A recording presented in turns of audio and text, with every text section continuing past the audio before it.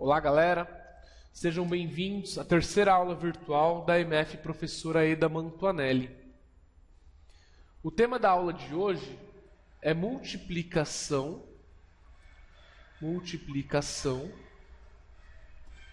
de monômios. Já vimos na adição e na subtração que os monômios precisam ser semelhantes. Já na multiplicação isso não precisa acontecer. Eu vou dar um exemplo bem simples. Vou pegar o 3A vezes 5B. Vamos lembrar que na multiplicação existe a propriedade comutativa e associativa. 3 vezes A vezes 5 vezes B pode ser escrito como 3 vezes 5 vezes A vezes B. 3 vezes 5, 15. A vezes B já vimos que dá AB. Então tá aí. Na multiplicação de monômios, multiplicamos os coeficientes e agrupamos as variáveis, a parte literal. Pegar um exemplo um pouquinho mais complexo, como 9x ao quadrado vezes 5x ao cubo.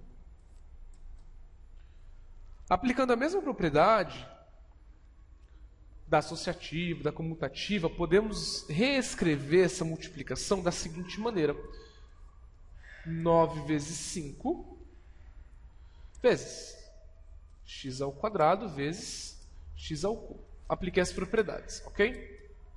Bom, 9 vezes 5, 45. Vezes. Aqui tem algo interessante, né? Uma multiplicação de potências de mesma base. Lembramos lá nas primeiras aulas que quando eu tenho uma multiplicação de potências de mesma base, eu mantenho a minha base, que no caso é o x, e somo os expoentes. 2 mais 3, 5. 45 que multiplica x à quinta. É a mesma coisa.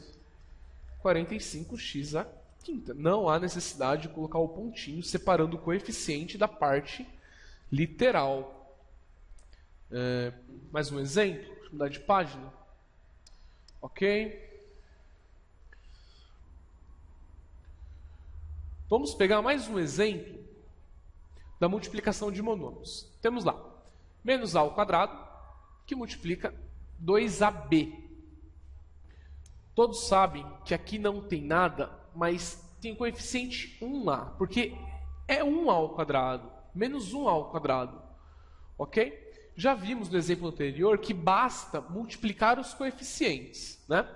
Então temos que menos 1 vezes 2 dá menos 2.